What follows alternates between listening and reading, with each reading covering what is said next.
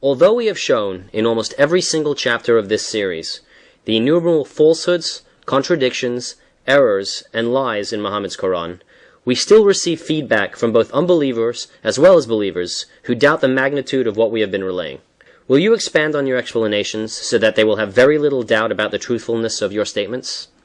As I have mentioned in several earlier chapters, and must repeat this here again, that it is entirely by divine justice that the very Ahadith that explain the meaning of the verses of Muhammad's Quran are the very same that destroy the validity, the veracity, and the alleged divine origin of the Quran, as I shall now proceed to show. Hadiths mean traditions, plural Ahadith, are the alleged deeds, actions, and conversations that Muhammad had with his wives, companions, and intimate friends regarding the meaning of words, ideas, precepts, and verses that were not clear to his followers. The Hadith collections are the most important source of the Sunnah, Muhammad's example. That is, the established model of Muhammad's alleged words and deeds, which the believers must follow. The most revealing book about the biography of Muhammad is Sirat Rasulullah by Muhammad ibn Ishaq, written within 150 years from his death, which represents the accounts of the life, sayings, and deeds of Muhammad. Although the original book is not available, most of it is quoted in the abridged and sanitized version of Ibn Hisham and the more truthful one by Al-Tabari's History. These three books with Bukhari and Muslim Hadiths represent the very foundations of Muhammadan Islam, without which the Quran would be unintelligible gibberish.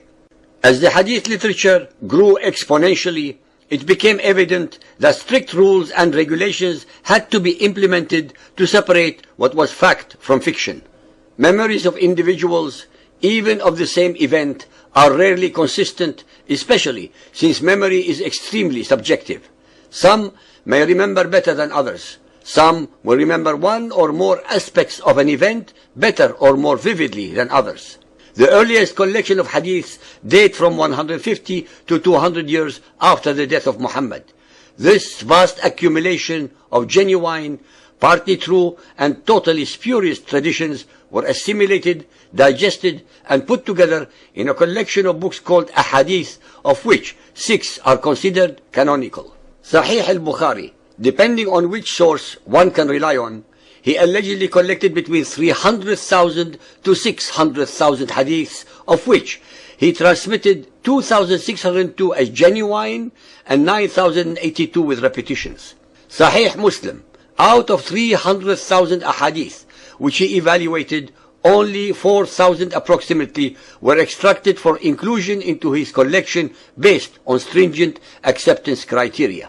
Sunan Ibn Majah, Sunan Abu Dawood, from which 50,000 ahadith, he chose 4,800 for inclusion in his work based upon their superior authenticity. Jama' al-Tirmidhi, Sunan al-Nasi. There are many hadith reports that contradict each other, making it clear that a lot of them cannot be depended upon as being truthful, because they were fabricated to suit a sect, a theological position, or to prove a legal point. Believers and unbelievers, the figures mentioned above that are based entirely upon the Muhammadan records themselves represent an astronomical number of forgeries wherein the level of veracity is less than 1%.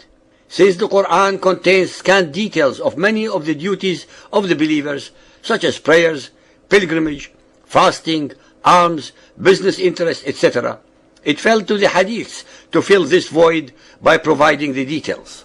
In this manner, it regulates the life of a Muhammadan. Not all Muhammadan Muslims believe in the hadith, nor is there a single hadith to follow. From the beginnings of Muhammadan Islam, the Sunnis and Shiites have different collections of hadiths to which they relate as suits their agenda, but they invariably accept those that glorify Muhammad and reject those that discredit him. Orthodox Muhammadans allege that these hadiths were divinely inspired and hence are equal to the Quran. These spurious claims and assertions are, as usual, not supported by the historical records, since had the Quran and Hadith been of equal importance, then Muhammad's companions would have had his sayings meticulously written down, which of course is not the case. None of the caliphs who followed him, nor his companions deemed it necessary to do so. Unlike in the case of the Quran, which was written in the days of the first Khalifa Abu Bakr after Muhammad's death. It is a fact that the Quran does not contain any ruling that the Ahadith must be followed.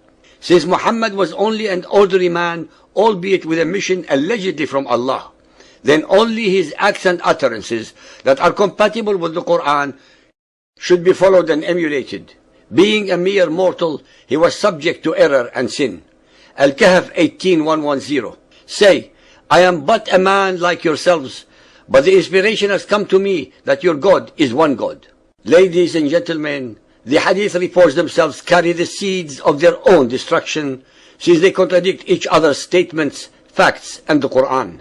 Since the Ahadith were transmitted by simple people over a long period of time, they had to be, and were, made subjective to their feelings, inclinations, prejudices, and preferences. Modern Muhammadan scholars do their very best to paint an image of Muhammad, his character, his deeds, his family, etc., which not only contradicts the historical record, but also the Ahadith themselves, such as that he was sinless in emulation of Jesus, extremely brave, a magnificent warrior, a leader of huge and pivotal battles, noble to a fault to friends and foe, merciful, knowledgeable, judicious, fair, etc., etc.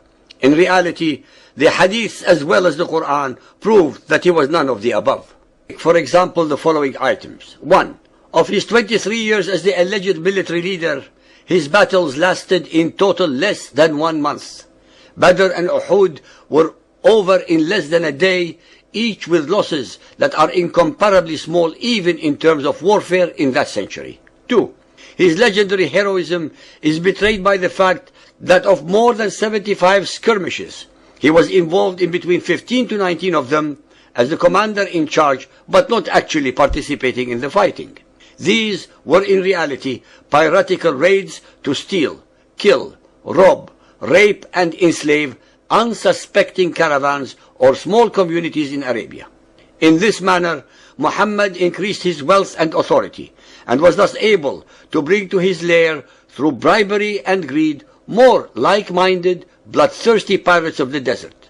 He was actually the leader of one of the first organized crime syndicates in history.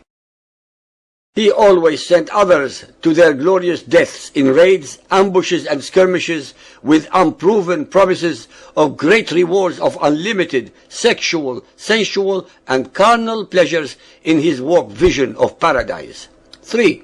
He ordered the murder of any and all of his political, theological, or satirical opponents, the news media par excellence of Arabia, whether male or female, young or old, free or slave, without mercy or decency, since they were invariably tricked to their deaths and murdered when unarmed, such as in the cases of Abu Afaq, a 120-year-old poet, Asma bint Marwan of Medina, mother of children, Ka'b bin al-Ashraf, Qurayza tribesmen, Khaybar settlement, etc. 4.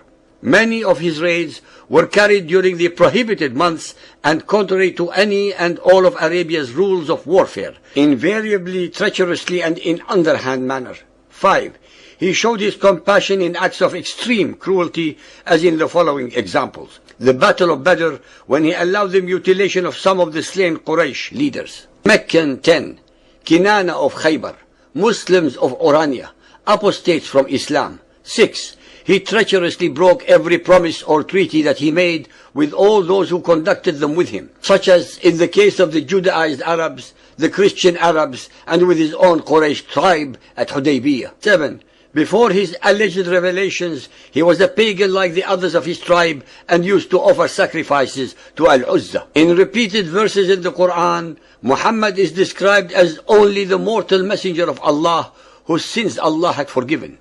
Even the Hadiths tell us that prior to his alleged night journey, Muhammad was purified from sin and unbelief. In conclusion, the percentage of true traditions as collected by the most knowledgeable followers of Muhammad prove beyond a shadow of a doubt the abysmal and astounding record that over 99% of them were falsehoods and made up to fit the agenda of a sect or a ruler. since the Ahadith are also supposed to have been divinely inspired, where in the whole of them and the Quran are the ones that are true.